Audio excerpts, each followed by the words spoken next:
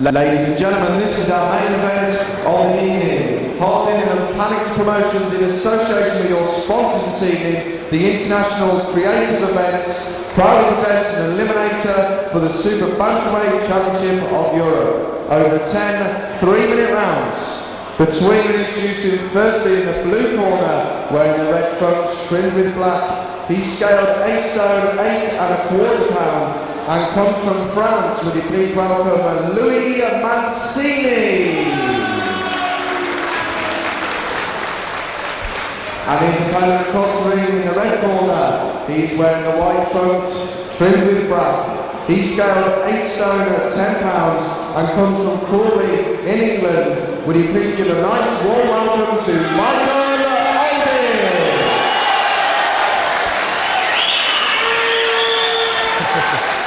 Your official sports contest are won by the British Boxing Board off control. Your timekeeper is Mr. Bob Edgeworth, and your referee is Mr. Richie Davis. And this is 10 3-minute rounds. So they're still trying to clear the smoke. As you can see, the smoke just rising up into that ring. I've seen referee Richie Davis, they're whapping a towel around. I've seen him do something, but that was certainly unusual. I'm sure I'm going to get the blame for that from the Board of Control, as I do most things. You get the blame for everything else, Frank, don't you? 10 rounds this one, and the winner will hopefully get a chance to face Spencer Oliver for the European Super Bantamweight crown. So, Michael Alldis then in the white and black against the 32-year-old Luigi Mancini. 4 defeats on his card as well. 3 of them, my apologies, 2 of them were in French title fights against the same man. 3 times he's fought Reda Abbas. The first time he lost on points, the second time he lost on points, and in his last fight he won a technical decision when Abbas was cut in the 6th round. The only other loss, by the way, on Mancini's record was in his professional debut, which was back in 1992. So, can the 32-year-old from France upset Michael Alldis? He's coming up for 29. He's also been in the ring for 9 months, Michael Alldis. It's quite a step up to come straight back in a 10-rounder against a seasoned pro like Mancini. Yes, and that smoke still drifting over the ring. Maybe it's the Brighton fog coming in from the beach. Yes.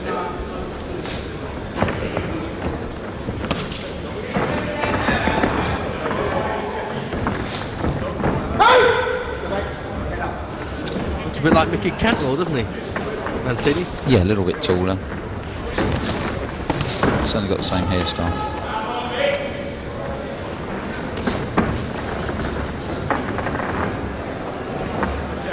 Actually, looks a lot younger than he's 32 years. Certainly does. Just got to wonder what that tough fight against your man Paul Ingle has done to Alldis, not only in terms of knocking the edge off his ability, but also his confidence. Yeah, but I mean, if you need any incentive to get back and win a fight, this is it, because he knows he could get a crack at European title fight after this. And he's always told me he's much more comfortable at Super Bantamweight than at featherweight.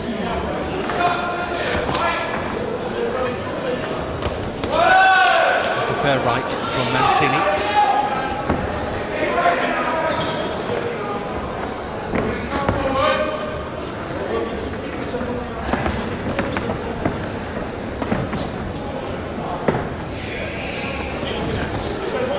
Nice double jab then from Michael Alldis.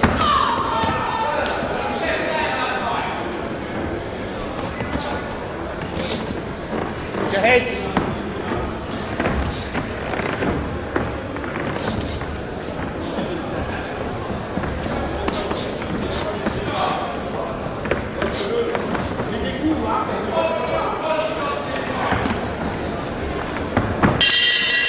start there for Michael Alldis there. It was a very good round of boxing. And, hopefully we're going to get another 9 rounds like that. So there's Alldis then. And I remember Mickey Alldis, of course, winning the Southern Counties Championship as an amateur down this way. at Seaford, I think it was. Here we are, better replay. That's a fair right hand from Mancini, but took a left hook. Something wrong with the ring card girl, Frank. What, the way she's dressed? The way she's walking, or the clothes she's got on. She's dressed. So unusual for a show where you're involved. I've got to say Jess Harden appointed her, not me. Beats Eric Guy walking around with that shirt on, doesn't it? Maybe she takes articles of clothing off as the rounds go on. Let's hope so. So round 2 then of the scheduled 10 round eliminator.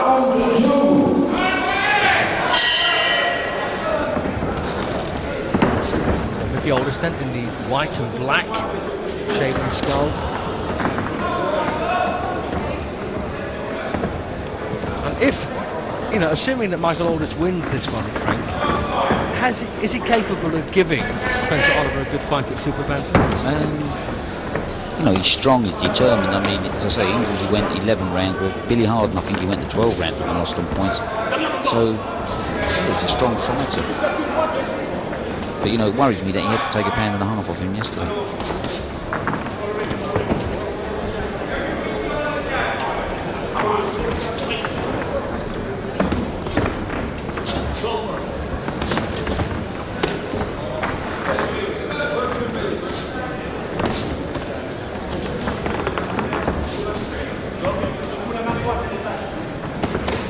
Right then, from Mancini.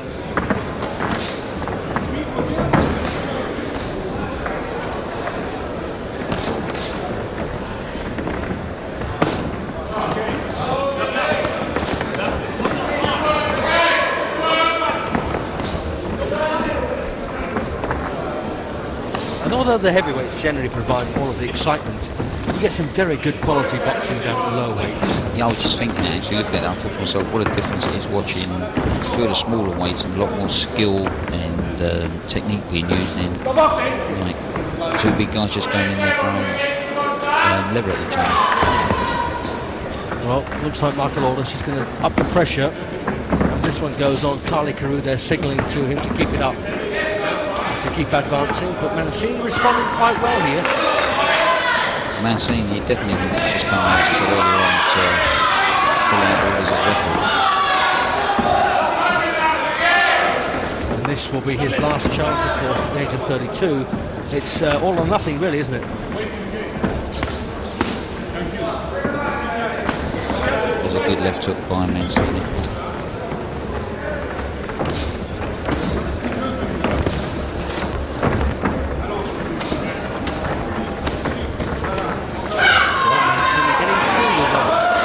Shots there and a right hand.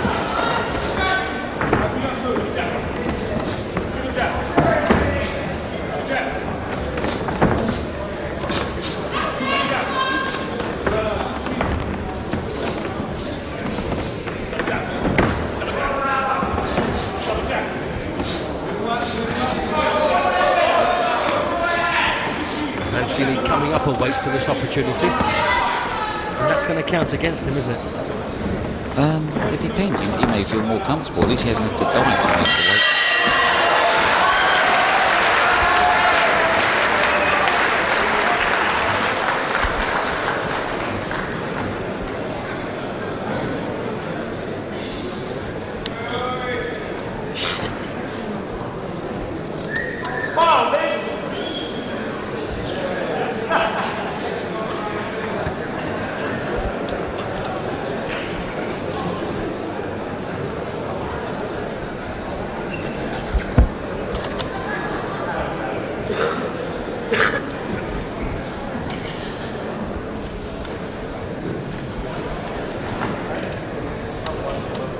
So welcome back then to Brighton, and of course Brighton, a very international town on the southern coast of every other building seems to be an English-speaking establishment for foreign students. So round 3 then, let me remind you, in the white trunks, Michael Alldis from Crawley against the Frenchman Luigi Mancini. And something of a dubious pleasure, Frank, to win this one and go on and face Spencer Oliver. I mean, that's not really a reward, is it? Well, you know, everyone wants to fight for titles, and every fighter believes they can beat everyone. So, you know, it's what when you start out in your pro career you aim for.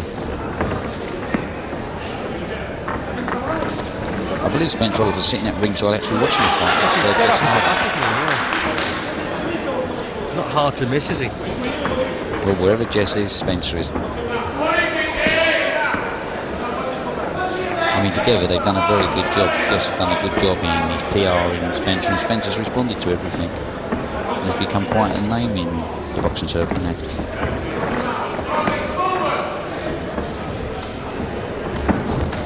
Let's stay nice and tight. Not getting careless.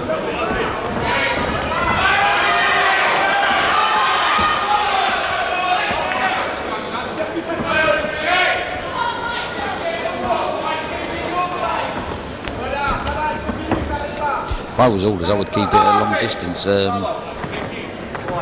He's definitely getting the best response at long distance, and the Frenchman likes to stay in close and gets his best work in close. And referee Richard Davis, they're just warning the French corner. I didn't know Richie could speak French.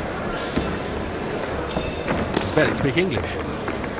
You never know these taxi drivers, what they can do. That's a good bloke.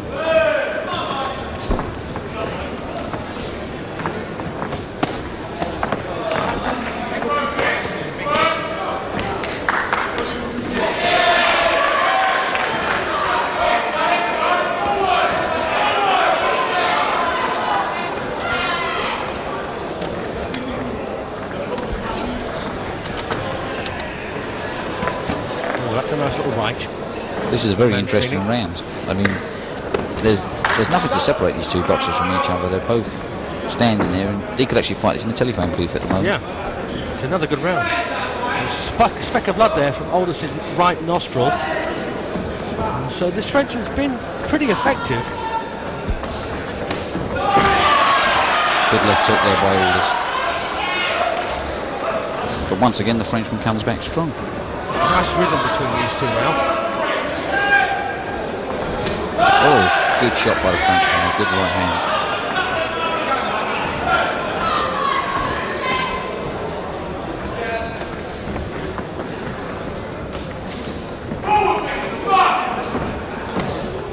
There's not much in this round.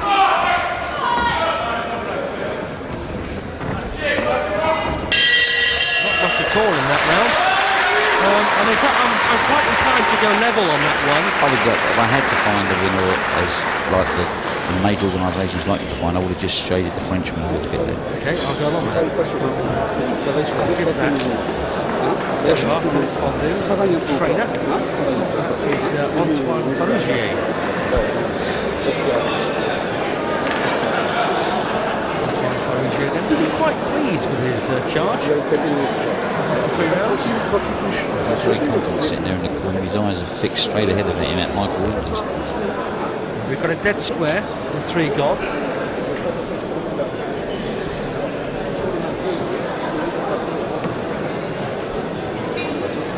And as you know, we have said that we're now a 4-point scoring system in Britain. I'd also like to see another change introduced, and that is for 10 rounders and above, a referee and 2 independent judges. The one thing I'd like to see in English boxing is if the referee deducts points, which he doesn't indicate to people, he would indicate, because then you'd have a clearer, especially in the last cruiserweight Commonwealth title defence. Yes, I couldn't agree more. Down the court, Bob Norton. And, Norton looked to most observers to have won, but the referee had in fact deducted points without informing the crowd, which of course British referees don't. But I think they should make more of it.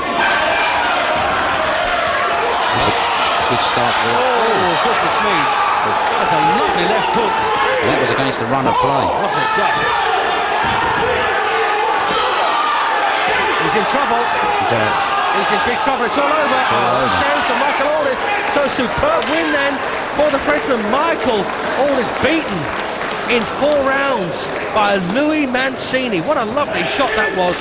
A left hook followed by a glancing right. In fact, the punch was so quick. Watch this, here we go. Alldis, in fact, as you say, Frank, was on top.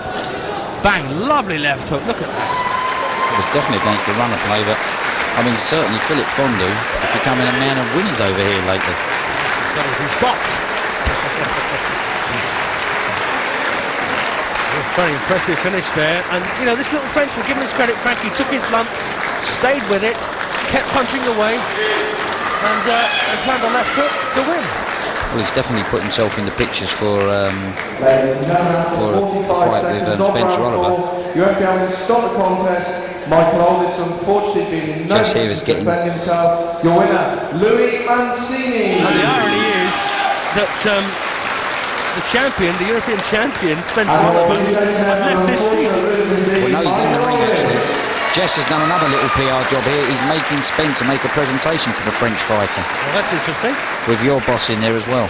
In the ring, we've got special presentations for these young men. To present the winning trophy is Jean-Philippe Lusty from Eurosport, and also There you are. the current My producer, Jean-Philippe Lusty, presenting a trophy, which is a very nice gesture to the winner.